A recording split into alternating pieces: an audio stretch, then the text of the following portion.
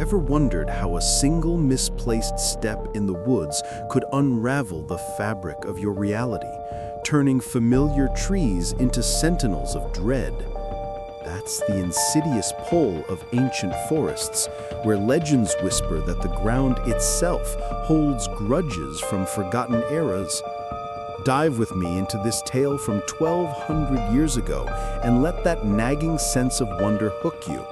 Stories like this are gems, unearthed from history's shadowed corners, offering glimpses into terrors that feel all too possible even today.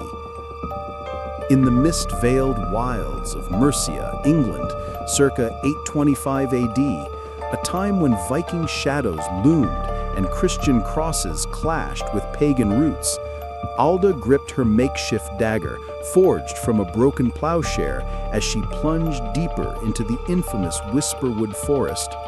Her breaths came sharp and urgent, the underbrush tearing at her woolen kirtle like insistent fingers. She wasn't here for game.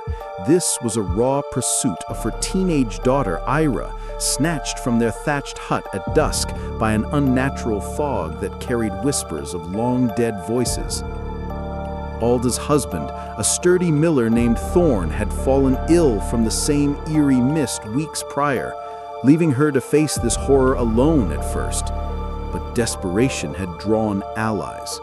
Father Cedric, a weathered priest from the nearby abbey, armed with a vial of holy water blessed under the harvest moon, and Sister Mira, a young nun versed in ancient lore, clutching bundles of protective herbs like rue and vervain.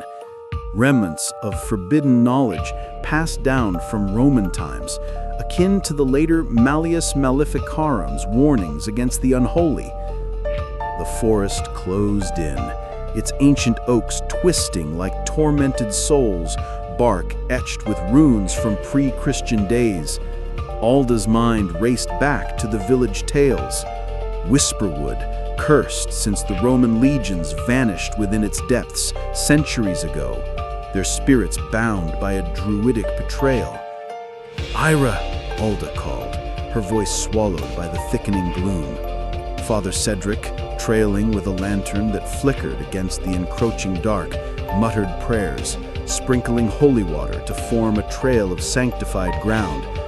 "The Lord guides the lost," he intoned, but his grip on his wooden cross tightened, betraying the fear coiling in his gut. Sister Mira, eyes sharp, scanned for signs, broken twigs, unnatural silence, urging them to move in a tight formation, like hunters circling prey to avoid becoming it. Sense that knot of urgency building in your chest, the way it mirrors Alda's resolve to reclaim what's hers. It's that primal drive for protection that binds us across ages, fueling epics where survival hangs by a thread of sheer will.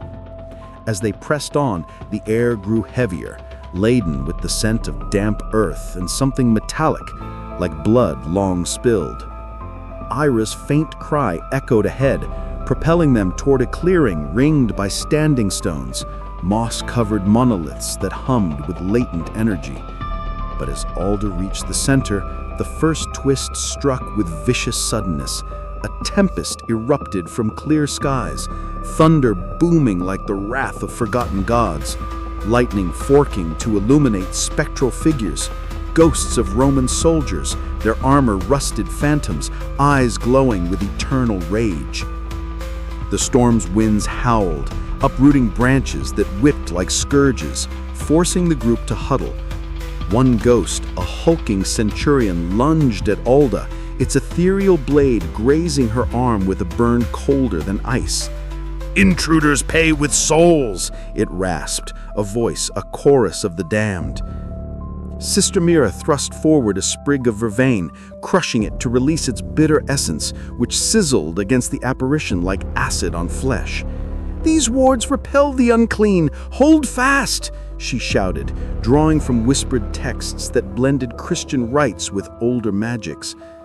Father Cedric splashed holy water in a wide arc, the droplets steaming as they met the ghosts, buying precious moments.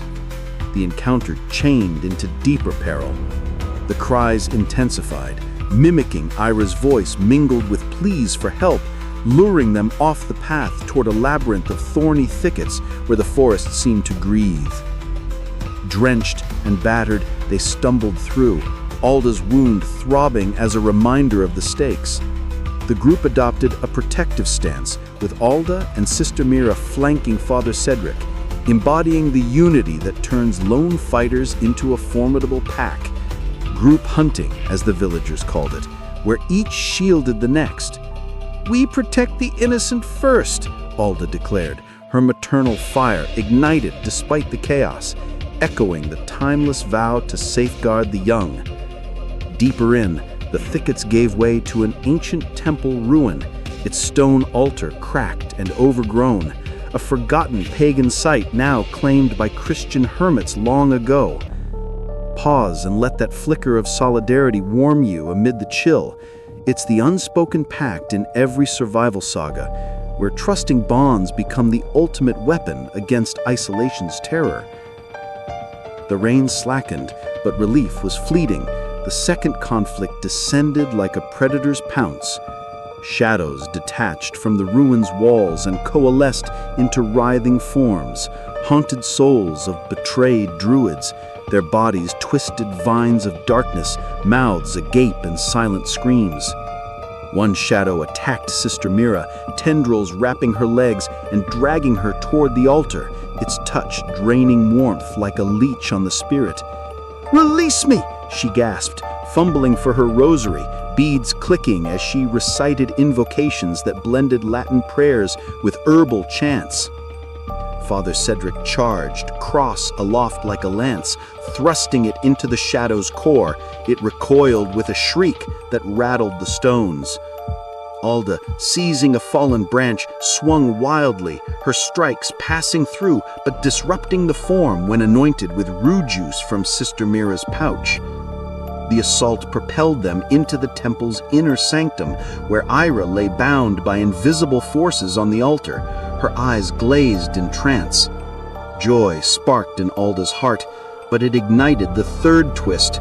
A bishop's apparition materialized, a spectral figure of a long-fallen cleric corrupted by the forest's curse, his mitre shadowed and eyes burning crimson. "The girl awakens the old ones," he boomed, summoning a cacophony of cries for help from unseen throats, thunder returning to amplify the din.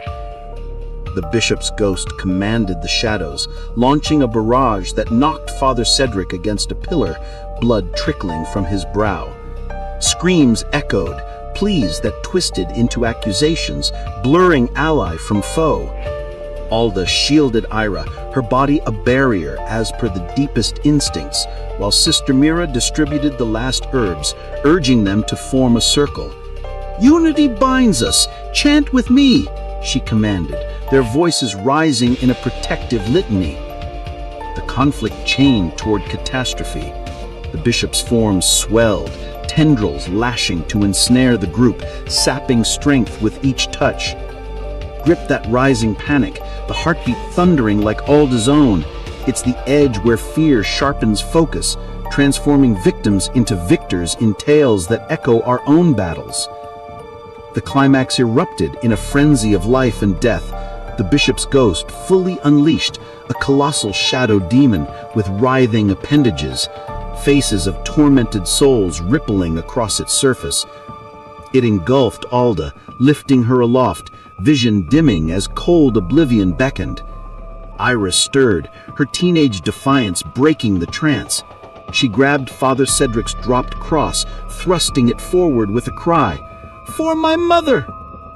Sister Mira, bloodied but unyielding, splashed the remaining holy water, herbs igniting in bursts of sacred flame that weakened the entity.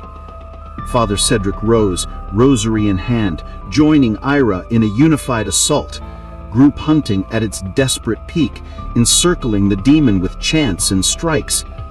Alda, choking, mustered her will, stabbing her dagger, now blessed by a hurried prayer, into the beast's core.